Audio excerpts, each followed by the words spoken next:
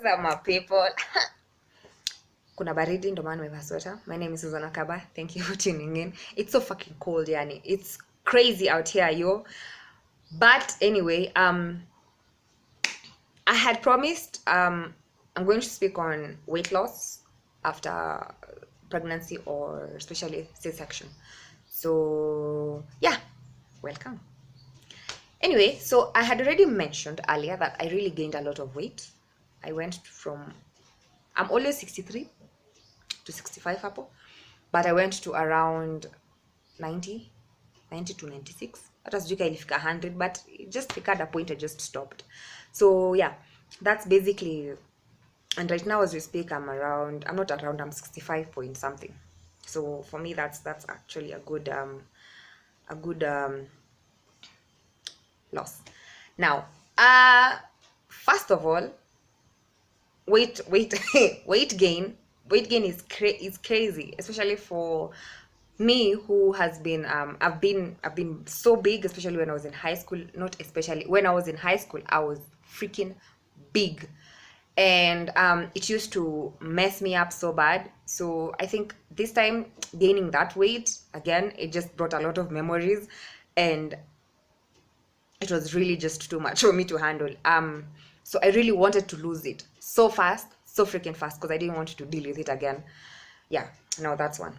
Now two, I did a C-section, so first of all I had to heal, especially now that when I gave birth my wound opened again. So I didn't go to theater ati tu ifungwe, ingebidi imejifunga yenyewe. Like I had to heal, it had to heal by itself. Yeah, so that was that kind of I had to go back. It's like I went back 2 steps back. So the whole of July basically I was just in bed doing a lot of nothing. If I'm not in bed, hata kuoga, you can't just shower at sijui na shower kwa sababu maji hizi fika kwa kidonda. There's so many things that the doctor tells you, especially for me now that si ati wound ilikuwa imefungwa, ilikuwa ishafunguliwa.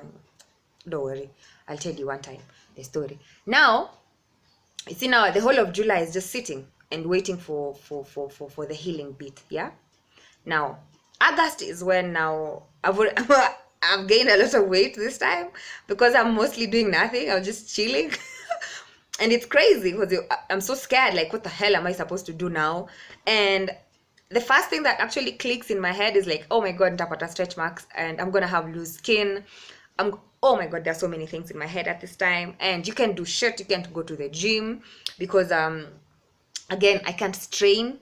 CS, you're not supposed to strain for the next about for the at least 4 months. Don't do anything. 3 to 4 months, don't do anything, just chill. Wait for your system to contract kwanza, your pelvic irudi sawa, your uterus irudi sawa, whatever, everything. Now that was messy because you're just doing a lot of nothing, yeah? Just being stressed or how you're gonna lose all that. Yeah, so in August I moved. Now I moved to this house, and my sister gave me some, she had this some detox thingies. Okay, actually she was advising me on some intermittent fasting kwa sababu kulikuwa na mpaka ya for breastfeeding moms. I don't know how that worked. I didn't want it because I can't fast, but it really worked for her. Intermittent fasting, she wasn't breastfeeding. But there was something called intermittent fasting, and actually she's lost a lot of weight. So that's just weight overall. It's not about the stomach. I'm just talking about weight. And then there was this detox thingy that she gave me. I don't recall the name because I couldn't finish. Juu nilikunywa one day, I think 3 days or 4 days, na nilikuwa na dishi sana because this thing was making me so hungry. God, I don't know why it was just making me so I don't know, that's the meaning of detoxing, because I was eating a lot, I was just constantly hungry. So I didn't think it was really helping me out, or maybe that was how it's supposed to work. I don't know. So yeah, I think for people who do detox, if I get the name, I'll tell you guys about that. I don't recall the name. So there's that detox that she advised me to take because I was actually so stressed out. So don't worry, my sister is always she's really tried to cut her weight for quite a long time, and so now these things that were working for her, she was kind of telling me. So don't worry, I'm asking for you. Anyway, so after that, I realized I can't do intermittent fasting. I also realized detoxing wasn't my kind of thing. And I can't go to the gym. So what next? I just kind of Googled everything that can happen. And this thing, it just came out. Just drink water. See my skin? Anyway, so I had to take a lot of water. Kwanza nianzie hapo. No, before anything else was acceptance. It was accepting myself as that I've given birth, I'm a mom, and I'm going to have a lot of change on my body for quite a long time, and I have to accept that. The next thing is the person that I'm with at this time is accepting me for me. You see, most people don't know that. When you have the greatest support system, that's it. Sometimes you can have loose skin, and as long as this person is always your cheerleader, that's it. Like it doesn't make you insecure, because the thing that really I think affects women so much is the insecurity that you're having constantly of how maybe your husband is going to take you, or your boyfriend, or maybe when another, maybe for single moms, the next person who's going to come and see you atakuonaje. Women have a lot of insecurities. Most women, not all, most women have insecurities, especially after giving birth. I'm talking about giving birth. So for me, the first thing I had to do, first of all, was accepting myself. Then accepting that these changes will happen. So I won't go back to how I used to be, and it's fine. Okay? So it's either you take me for me, or anyway, so there's that. And then the next thing is my support system was actually so good. They were like, usijali, body yako iko fit, usijali nini nini, acha kustrain, because I was really thinking of how I'm going to, mimi niko na mlima, niko ndakimbia mlima yangu for quite a long time, and I couldn't run. So this is August. Then we had September I decided to do this. August I was just doing water, hakuna kitu kingine ya maana, as in water and food. So my sister came in around September, October. She came in and advised me on how to cut some stuff. So she was like, cut on is it starch or carbohydrate, between the two? I confused the two. So mali flour na nini na machapo mkate maliziko, hizo maliziko, she told me to cut on that, cut on sugar, cut on milk. Okay, I couldn't cut on milk, I was blind. But cut on that. Also did porridge, I had to cut on porridge. Sugary stuff, actually I had to cut on that so much, and fatty food, of course, cut on also that. So I think for me those are the things that I had to cut on, and do water. So constantly, that is what I did a lot: fruits, veggies, and waters. Yeah. And now I started walking, because now my body is not fully healed, but I could walk. This is October now. At least I could walk, naweza panda mlima, naweza tembea. So you see, I'm not running. Lies, I don't run, I walk. So I walk kwa mlima like maybe twice. Sometimes nakuja nafanya squats here and there. I will be lying nikisema ati I was consistent on it. I wasn't consistent, because first of all, squats zilikuwa zinaniumiza mgongo. And you know, going back to doing this thing again was painful for my back after epidural. I don't know how they are related. I don't know if it's related, but because of the epidural, my back was aching, still is, by the way. So it has been constantly affected by that. So I don't know ka ni ukweli ama ni ya Kenya peke yake. Me, because after epidural, sure, my back was a mess. My sister is the same, so I don't know, maybe ni sisi. Aya. So again, my back. Before now going back to doing these other exercises for my stomach, I had to first of all check on my back. So singefanya hizi za kuinua miguu, siwezi fanya sit up, siwezi fanya shut, siwezi fanya even planks, because the back is aching as hell. So kwanza ingekuwa kusort mgongo, then that. So now November comes, my back is actually somehow okay. Now I could do the little, see, strain, but don't strain your body. Again, I'm still constantly on the small quantities of food.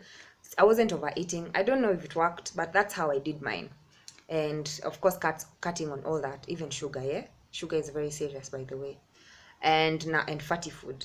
Yes, I cook a lot of fatty food, but I don't eat it, just so you know. And pastry. Yeah.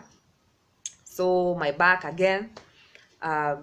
I now finally uko fiti, so naweza fanya exercise kidogo kidogo here and there. Sometimes I do it, sometimes I don't. I'm not always consistent on it, because of, as I said, my back is not as good. as it is. So if naona back yangu na strain kiasi na tulia kidogo, then I can go back to it. But for people who maybe their backs are fine and they can do it, I think you can also check. For me, najua sina pesa kwenda gym. First of all, I'm lazy kwenda gym. Si hata maneno ya pesa, ni gym. Una imagine asubuhi unaamka unaenda gym ama usiku, bruh, it's painful. But I have this I check YouTube. YouTube has enough people who actually advise on after CS, because you see, you have to check on yourself. But si wengine mko na belts, mko na nini, and you need to check also pia hiyo. I think everything, kuna videos on the simple exercises you can be doing here and there. Yoga, watu wanaweza fanya yoga, mimi siwezi, uongo mbaya, I'm not that flexible.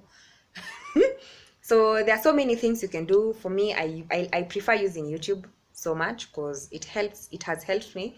And also before giving birth, I was actually exercising so much. There's this mama who used to, first trimester, second trimester, and third trimester, she had specific videos for like all that. So maybe that's how it helped me with time. So that's I'm saying it really helped me because siku strain sana, sijaumia sana. Na also my for stretch marks I used shea butter, specific shea butter nililetewa sijui kwa kutoka wapi, also my sister. And she used to insist nipake mafuta kwa tumbo, so tumbo yangu sikupata stretch marks, just niko nao tu kidogo kwa kitovu. But besides that, I don't have stretch marks. I used a Remis. Kama you don't have to have shea butter because saa zingine ilikuwa inanuka vibaya, unajua ukiwa na ball uko na mood mbaya. So I used to apply when I didn't like the smell. I used to apply constantly. Nilikuwa napakanga Remis, hii mafuta ya ng'ombe life. And I used to also massage my back most of the time. So I think the healing process for me has been easier and has been made easier because of the constant movements that I did nikiwa na ball. Juu ya exercises zenye nakwambia nilawashow, yani tinakwambia ninawashow nilikuwa naona kwa YouTube. So even if you get pregnant, just try your level best to exercise here and there. And after giving birth, you can also try small exercises here and there. Also check on your food mostly, and after that you can maybe see if it helps or not. If you can't, just also check a nutritionist, check also advice on your doctors, because you see, for your back is very serious. Kuna physiotherapy, you can go get checked. Usikuna umiza spine ati kusema nini ama nini. Okay, I think I have answered everyone's question about that. Yeah, check on intermittent fasting. I think there are keto exercises, keto diets or something. Kuna kitu kayo. Check on them. I think they're apps, but I think you have to buy them or something. I don't know. Yeah, I think I'm done. It's almost Christmas. If I don't post anything before Christmas, Merry Christmas and a happy 2020. May God bless you all. And for the people who are pregnant, may God bless the fruit of your womb. And for the people who have given birth and want to cut weight, I really hope that it's going to be a good process for you. And I hope that you accept yourself for who you are, because I mean, bodies are different, people are different. You can't be a celebrity. If you have money, you can go for lipo, but I mean, people are different though, so I can't judge people for their lipos and whatever. But if you want to be a good role model to your children, I think surgeries are not the answers, isn't it? But it's in life. Don't forget to subscribe on there. I hope next time we're going to come with a new song. And bye guys.